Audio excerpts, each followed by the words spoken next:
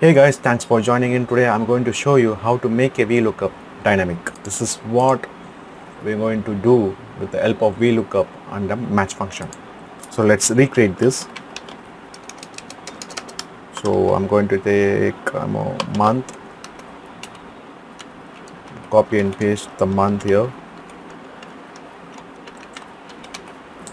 and we'll create a drop down.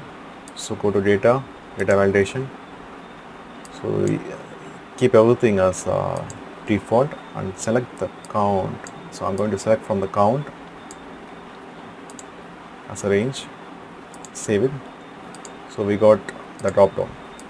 Okay, so first we'll take a look at the VLOOKUP first. So the search key is based upon the month value, the range is the entire data,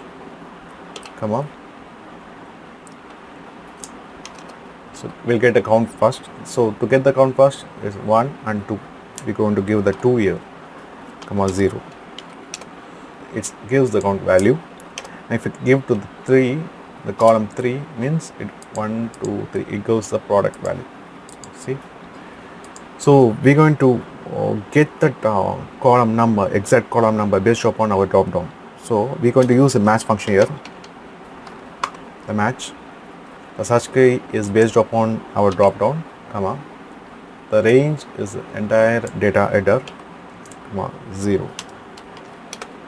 So it gives any because it's empty, right? So if I give count, it gives us the count number 2, column as 2, product price, column number 3, sale price, column number 4. So we're going to take this match, copy this match function, and exactly paste inside here. That's it. So if we change, it will give the result based upon our header. So I'm deleting this.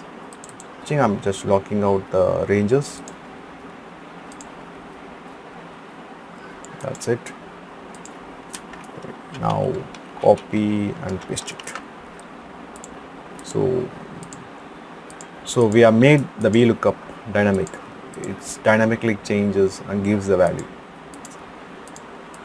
So this is one way of creating a dynamic VLOOKUP. Thanks for watching till the end of this video. If you like this video, give a thumbs up and don't forget to subscribe. I'll see you in the next video, guys. Thank you.